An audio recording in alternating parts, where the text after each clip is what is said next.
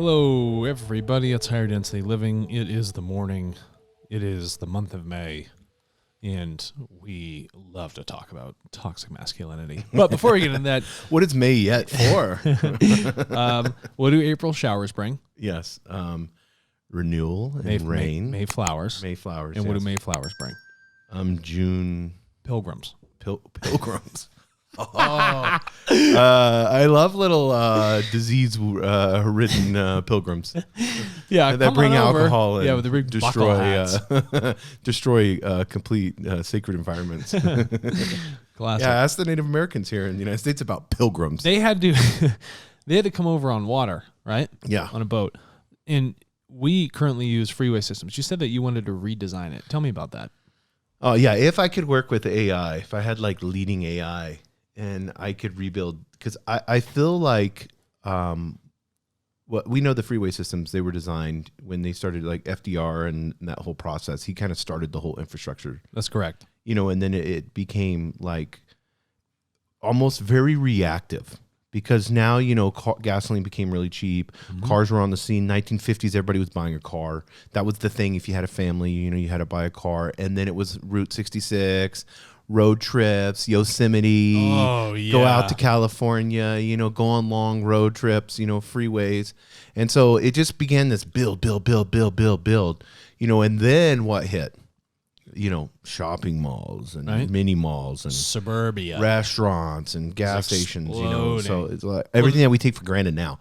But all of them were just kind of, you know, just like put out there. There was some planning, but for the most part, it was kind of looking like we need to respond to the desire of Americans to travel. So it's a planning issue. Yeah, exactly. And so now we pull up a whole bunch of old dinosaurs and we pave it and everything else. But you know as well as I do, you've heard about that, where it's there's so many different advances in technology than just regular asphalt. Yeah, we've talked about this. Like the asphalt is a byproduct of petroleum. Mm-hmm. All that tar. Why do you think they push that product? Why do you think they use asphalt? Because it feeds that market still. Yeah, and you know, in bigger cities, Elon Musk talked about this because he was looking at this, and he's got the tunnel approach, which I agree too. And if we can borrow from the Air Force the guys, can we tunnel machine that they have that they don't talk about that like thermally melts rock into glass? Yeah, it just makes it nice and smooth and shiny. It'd be perfect. Yeah, can we borrow that? Yeah, and then we need that in the bigger cities to eliminate traffic. But I would just love to run. Because now, you know, you have the ability to be able to, AI systems can take video and then take the objects from the video and then turn around and process that information very quickly. So if you could take all these webcams and set up, and I would probably set up a lot more. Yeah. And then find, you know, and then go to these cities and then find where the breaking points are. Like at 315, we know from 315 to 319, we know it bottlenecks here on this exit, you know? Yeah. So, okay, well then you could work with the AI to see how we could figure that out, you know, because I guarantee you're going to find, because we're patternistic people, especially when it comes to driving and then with work and everything else, I guarantee you'll find a ton of these. So, and machine learning could really help with that. My thoughts are, that's a really sharp idea. The two limitations are, one, a car takes up space. Period. Yeah. Okay. And your road's only so big. So the width of the road is my first limit. And then the second one for actually creating traffic is the fact that people brake. Yes. If nobody that's the problem. If no one was braking, everybody was really tight. If you could, fine. I mean, no issues. Yeah, I mean, that's where autopilot will help, you know, in the future. But my thing is, another thing that you have to think about, especially here in America, and this is something that would have to permeate the philosophy, according to me, of all of this, is that we cannot go against the rugged individualism of an American being able to have their car, man and machine, yeah, whenever they want. Well, so like the option. Yeah, like mass transit will never work in the United States as much as we push it. No, people. I mean, even you and you're pretty environmental friendly. But you guys have a Subaru and stuff. But you want to take off when you want to take off. That's and you guys are like, oh, fuck it, let's go to Utah today. Yeah. You know what I mean? It's not like I can put a bike on a train in Europe and bike the whole country because it's the size of a state. Dude, you know what's so cool in Europe is the night trains. Tell me more. the night trains. So, and it's not even that expensive for first class, and you get wine and all kinds of stuff. So what you do is you go to a city, and I've done this before. You go to a city, then you hop on the night train, and then you go to sleep on the train. It's very, very comfortable, very nice, very safe. And you wake up in another city in the morning time. So, it's like you don't go to a hotel. It's you just the red go. eye of trains. Yeah, it's the red eye, but it's cool because, 1 minute you're in Prague, next minute you're in Paris, next day. So they have like these 14-day night trains, and it's very, very inexpensive. It's like $30 to go for one night or something. I'm all about that. Yeah. So as long as you can keep a backpack, but like people don't realize this. And I did this last time I went to Seattle. I was gone for 9 days or something, and I had just my backpack. But if these like activewear clothes that they have nowadays, yes, that don't wrinkle and you just you cram can them wear in there. and you just shove them in the bags. Yeah, as long as you can find a place. And the cool part is they dry so quickly. I was in Russia, and I just did with these type of materials, I just did all my washing when I took a shower. You can just with throw my it clothes. You just with stand the on soap it. and everything. You're stepping and then on you it. dries it. The material dries so fast. Yeah. If you go do something, go to an art museum or something, by the time you come back, your clothes are dry. Done. Hang it up. And you can get, I mean, it's so easy to do all that. It doesn't require. Here in America, we're so excessive. We need a huge in everything washing that we machine. do. Yeah, exactly. I got the washing running right now. They're loud. I know. They're Yeah. exactly like they were in the 1950s. Dishwasher, same thing. It's a joke. Yeah, I was thinking about that the other day because I was listening to a guy. He was talking about the difference between, and you love aviation. I do. So I really like aviation. what happened with jet engines from the 1930s to the 1960s was absolutely, because what was the old school bomber? Was it the B-17? Was B-17 bomber. Yeah, and that was like B-16. mechanical B-16. Yeah, that was mechanical, and it was all like, like prop driven, and just like wood was in it still and stuff like that. And then literally in 15 years, you have what was the B-52? That's correct. Which looks like a spaceship inside. Yeah. If you would have took that guy, and then pilot? and then that pilot from the old school ways, beginning of World War II, and then stuck him 15 years later in a B-52, he would be, this is a spacecraft. Yeah. I don't know what this is. And then put him in a B-2. But he's like, this is a spacecraft. But when you look at technology, how quickly we advance, and then efficiencies that we got into jet engines. But it really, I was born in 1973. So if you look at a 1973 Boeing 747, not much has changed. And you look at 2021, 747. Yeah. Not much is, like you said. They're still using the same thrust propulsion. But I mean, we were incrementing 100 miles per hour every year in the design. It's amazing. And then all of a sudden that's why people aren't realizing this decentralization with cryptocurrency, what's going on right now, and the expositional factors of that. Well, I mean, we're doing a Turtle podcast right now. And if you guys like this stuff that we're talking about with freeways, this is what we do on our technology podcast. Yeah, go to it. Listen to it. You're getting a preview right now of Alex and I just... This is the insight. Our diary of the mouth. Yeah. For technology. This is all we do. This is us at our best. So let's switch gears. Toxic masculinity and cosmic eggs. Yeah.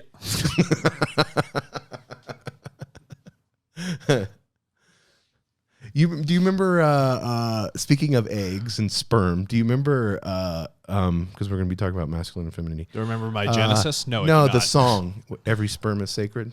No. From Monty Python. Was this Life of Brian? They had the choir there. Every sperm is sacred. Because the Catholic Church believes that. You gotta love Monty Python. Oh, yeah. They were bold. They're extremely bold. Like South Park is now. And what's interesting is that it was British, and the British were always like very closed book, like all this stuff. But this is where they let loose, and they're hilarious when they let loose, when they're not so stuffy. Best. Yeah, I love British comedy. They know their stuff. Oh, dude, have you ever see the show Ab Fab? Mm-hmm. Oh my god, I was obsessed with it. But I mean, like, who's the famous British guy that was at the Oscars last year and tore everybody up? James. People are yelling at him. I'm not chasing you, fucking idiot. Yeah, no, he's a really cool. But he was literally last year in the Oscars. He goes, "Yeah, come up here and get your award that no one cares about." Yeah. He goes, "Only you rich elite." He goes, "I know you're sucking down babies' blood," and he just went. I was surprised, dude. People were like, he was like yelling at Tom Hanks and all of them, and they were just like, "Why haven't I heard of this?" Oh, dude, it's the best. It's like a 15-minute monologue, and he does not give two fucks. Oh, I need to watch. Well, this. yeah, we'll have to show it. We'll do it after the show, but after the cosmic eggs. Yeah, after the cosmic eggs. So, can you lead us? Cosmic into where egg. We're gonna go? Wikipedia. Let's go. And what is the cosmic egg theory? So let's get into Wikipedia. I have it right here. Yeah, bring it up. The cosmic egg is a mythological motif found in the cosmogonies many cultures that is present in. We're using big words: Proto-Indo-European culture and other cultures. Proto-Indo-European, so Druidic culture stuff like around that time before it became. And I always love the cosmic egg pictures. They always have snakes wrapped around eggs and stuff like that. But eggs symbolize the unification of two complementary principles represented by the egg white and the yolk, from which life or existence in its most fundamental philosophy sense emerges. Once again, we have yin and yang, masculine, feminine, nature in everything that it does. And do you know what's nice about fractaling down for us? And I'll help you out with something here. Do you know what's nice about the egg shape? The egg shape has no corners. What it does from a level from thermodynamics, it doesn't allow for stagnation. It's perfectly designed in its angles internally to allow the energy to constantly move. Nothing sticks. And with that, because of its shape, it's sending energy out, right? And then it's going to implode on itself. So it's going to send out, and then it's going to suck it back in.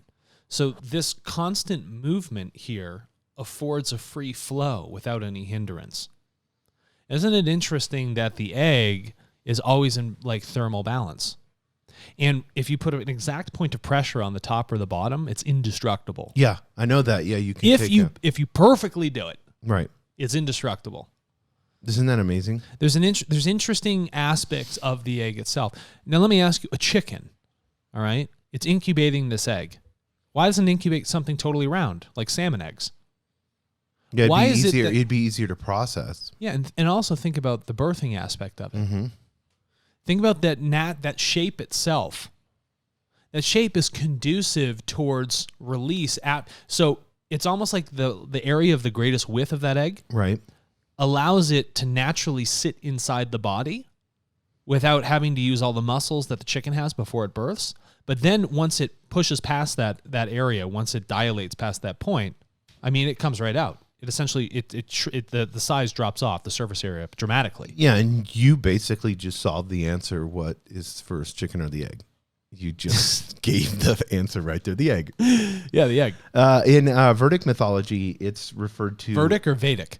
Vedic. Sorry. Thank you. It's referred to as the golden fetus or the golden womb. Yeah, it's a golden womb. So the ratios of the egg are phenomenal, and because of the womb, because it's so thermodynamically efficient, because there's no stagnation within it, it has the ability to incubate just about everything. Don't you find it awfully interesting that there's a natural equilibrium within the egg, and the egg is not a perfect oval, right? Why is it that the shape is chosen in the physical format? To carry such like an asymmetrical disproportion to itself, but be so strong? How could something with so much asymmetry at a central point of focus be so indestructible? This is a very interesting aspect, right?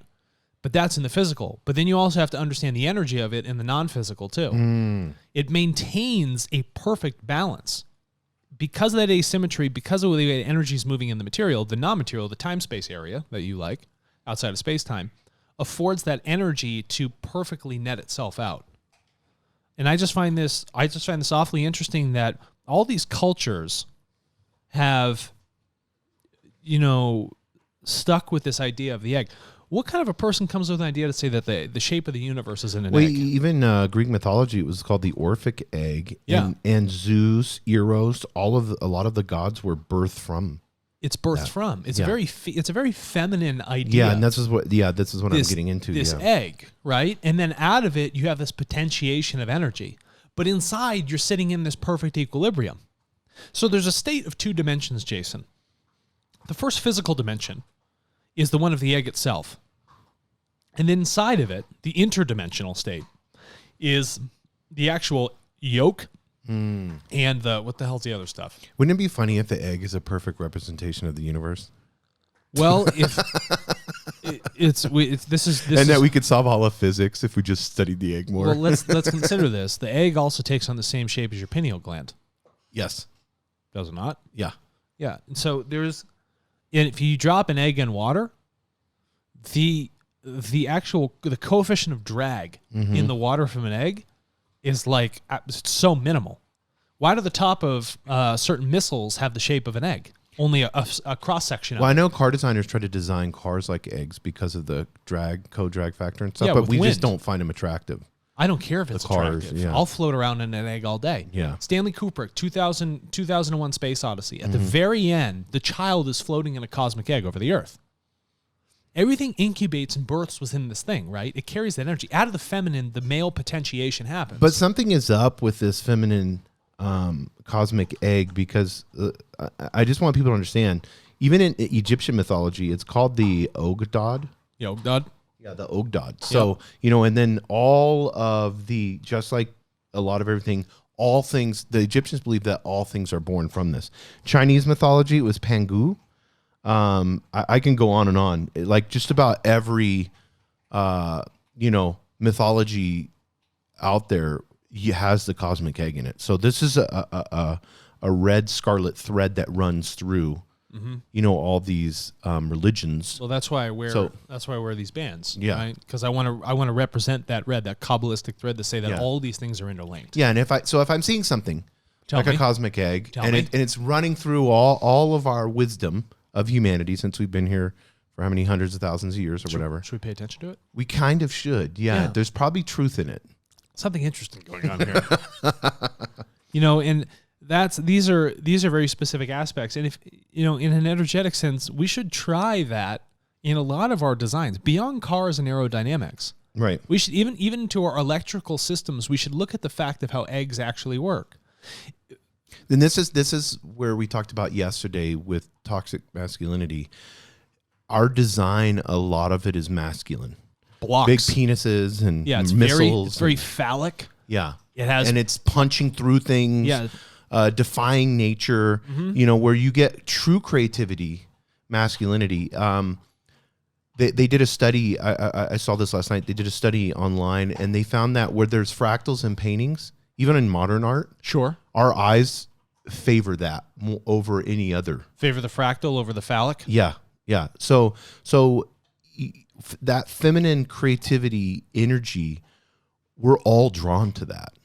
Oh yeah. And that is in harmony with nature and giving birth to, you can give birth to this creativity that stretches our imaginations, heightens our consciousness, and allows us to be able to move into different dimensions, if you want to say that word, in different dimensions to be able to create more. And we can solve a lot of the world's problems if we got away from this toxic masculinity in our design. I mean, look at... Let's talk about this with water. You're right on this. How do we design our current water infrastructure in cities and stuff like that with pipes? Oh, yeah. 90-degree angles. Mm-hmm. Shove it through the pipe, move it at 90 degrees, send it again. When's the last time you saw water in a river move at a 90-degree angle? I know. It doesn't. Right. So look at Victor Schauberger, right? He understood that there was an interesting aspect of energy that was happening within a vortice. Mm-hmm. Why is it that our eyes love watching cyclones, vortices, the tops of hurricanes, all this other stuff? What is with that cyclonic pattern that we enjoy looking Well, at? even what's the lady that helped with cattle farming and stuff like that? She had... she was really high on the spectrum, and she would even put herself into like the little cattle thing. She felt like she could relate with cattle, but she redesigned the system where everything was circular. So the cows would move Yeah. People thought she was crazy. Like all these cattle farmers were like crazy. But then she's like, let me try it. They tried it out. Yeah. So she had them like going into a little bit of water and then going around the circle. And then what they found out that they could get more cows through, so it was ROI. Because it was circular. Yeah, you don't have a block. But the cows kept stopping, and then they kept having to hit the cows, Yep. and then the cows' blood, like their heart rate was through the roof. And so she's like, let's calm everything down. With a circular motion. Yeah, and let's have them move this way. But our toxic masculinity says, well, we're not going to respect how water flows. Right. We're going to say that we want it to go from here to here. And by the time you receive the water, it's dead. How is water stored in nature compared to the way we stored in a big water tower stuck up on the sky? I think water always has that movement. Yeah, exactly. Okay, it gets pulled forward, Right. but we find our water is pushed. Right. It doesn't naturally want to move in the infrastructure, this toxic masculinity of design and engineering we've chosen. We have disrespected the use of the egg. And Schauberger also understood that the energy that's happening with water in that vortice is the same energy that's shared energetically in a thermodynamic sense inside of an egg too. If you look at some of his work with his vortice work, Right. if you look at a vortice, it's wide at the top, right? Right. Let's think about our egg. The egg comes down to a fine point at the bottom, and then the energy gets wider up at the top into the largest area of surface area for the egg. Yeah, it's a circular vortex, yeah. That's exactly right. So let's consider that energy. Even if you're doing that birthing, where's that energy going? What's the direction of that energy? It's physically pulling it with the shape. Right. The shape mirrors also the way the energy wants to move. But the way we design things in our current society is we don't respect the cosmic egg. We don't respect the ideas of incubation that allow for proper potentiation. We artificially create potentiation because we don't respect nature, because we think we can control it. Is this making sense? No, it makes 100. Yeah, it's 100%. Because I'm thinking it like you were talking about water design systems. It's like our idea of storing water also, if we even wanted to have it in the ground, we would build a big pool and then put it in. Yeah. Most people. So now you're separating sort of the square water block. from the ground Yeah. instead of allowing minerals and stuff to naturally be in the water. Yeah, to actually get into it. But we can't do that because then all our pesticides would leach into it. So, over and over and over again, we see where toxic masculinity just fucks up innovation. Every single time. Why don't we just look to nature for ourselves? We talk about this. Yeah. We try and do it with, pharmaceuticals, nuclear medicine, but a lot of things are still synthesized. Right. But if you looked at these other aspects of delivery, just look at the natural things that are happening, it's going to afford you a lot of answers, but we're not very objective about it, are we? No, not at all. Yeah, because we as humans look at result.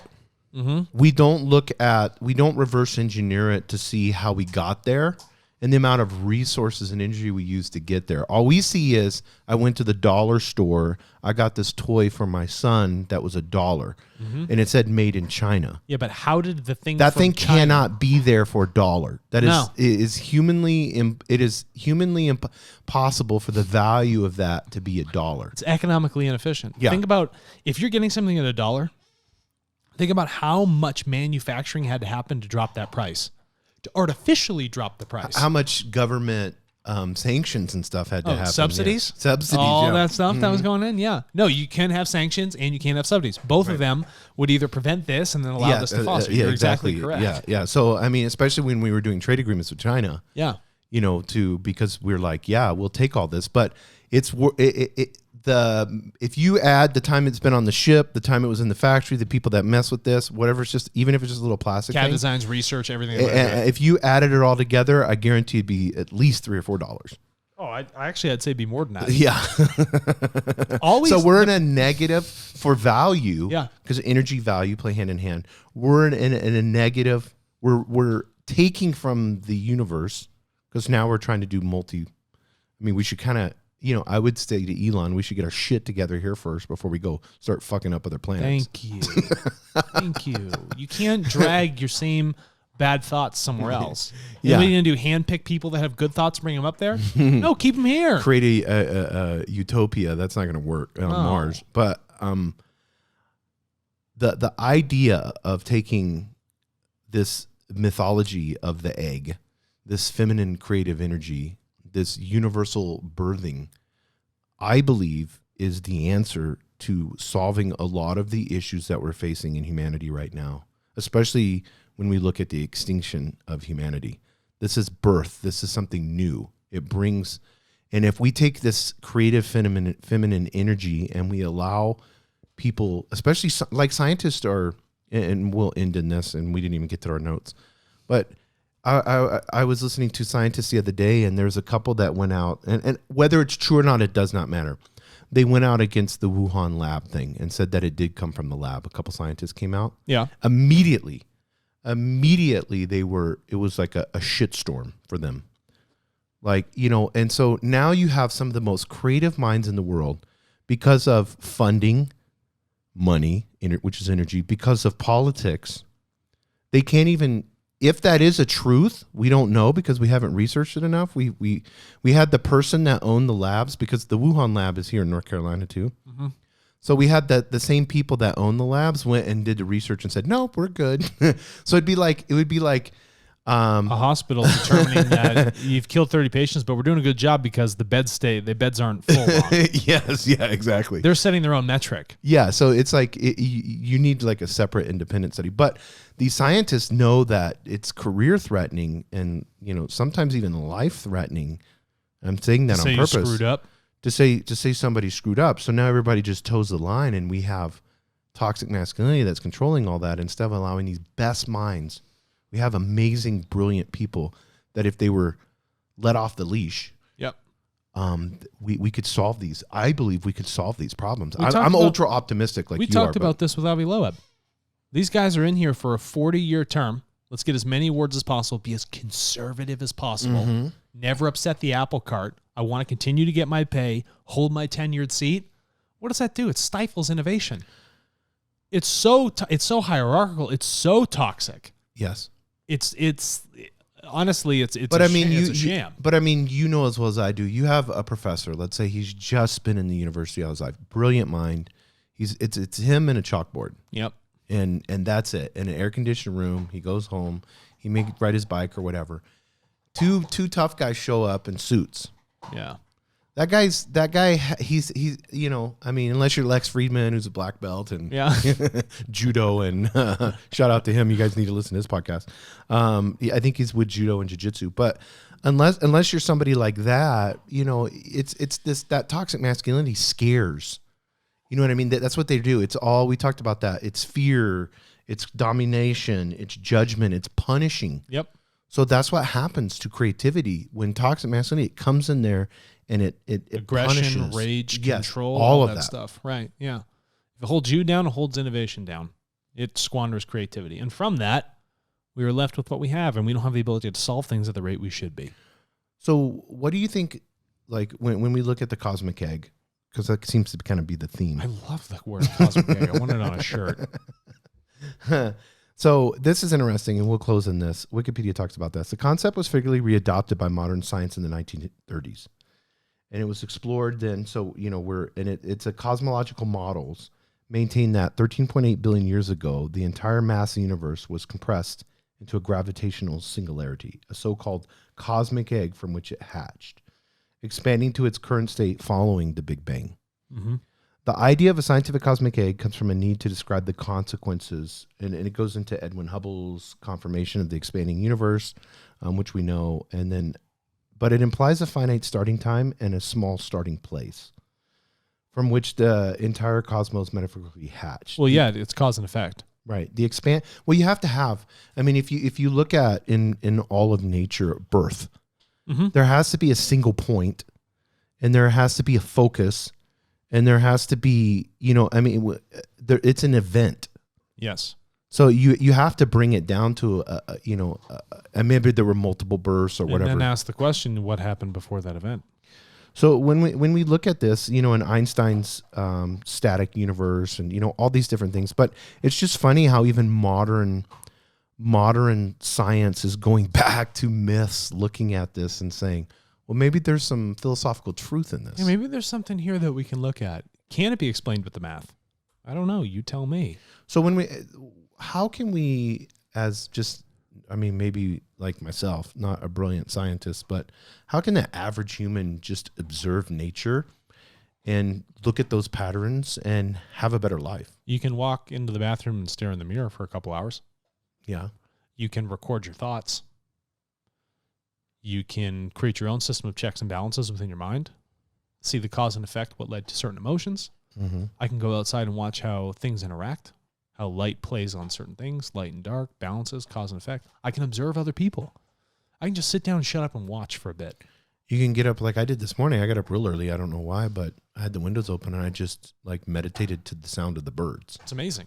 Yeah. Yeah, and it just was like so calming. But what are you doing? It's calming. Okay, so I'm going to test a hypothesis I have and see how that refines a specific state of feeling. Oh, this works for me. Mm-hmm. Okay, now you're creating your law. Can this law also be applied elsewhere? Oh, wow, it does. Very interesting. And I tell people, this is really interesting, is to... Oh, we're way over. We're way over, people. No, it's okay. Keep going. Tell people. No, get dirty. This is really interesting. There was a study I read yesterday, and I'll close in this. There's like a Hasmas tribe or something like that, but they've been doing a bunch of studies in Africa, and they found that they looked at their gut biome compared to Western civilization, and there was so much more in there. They have no record of colon cancer, no record of gastro. They don't have stomach aches. They have no issues. So it's like you have your kids go play in the dirt. You go play in the dirt. Get out. Go play in nature. Don't take a bath. Go out in nature, camp. Don't take a bath for 3 days. Do things like that. Just be out there, breathe in that dust. Yeah. Those are all good things for you. They happen. Your lungs will filter shit. Yeah, exactly. It'll let through what needs to be let through. We're crystals. And we are crystals. Go charge up, okay? And let the light come through you.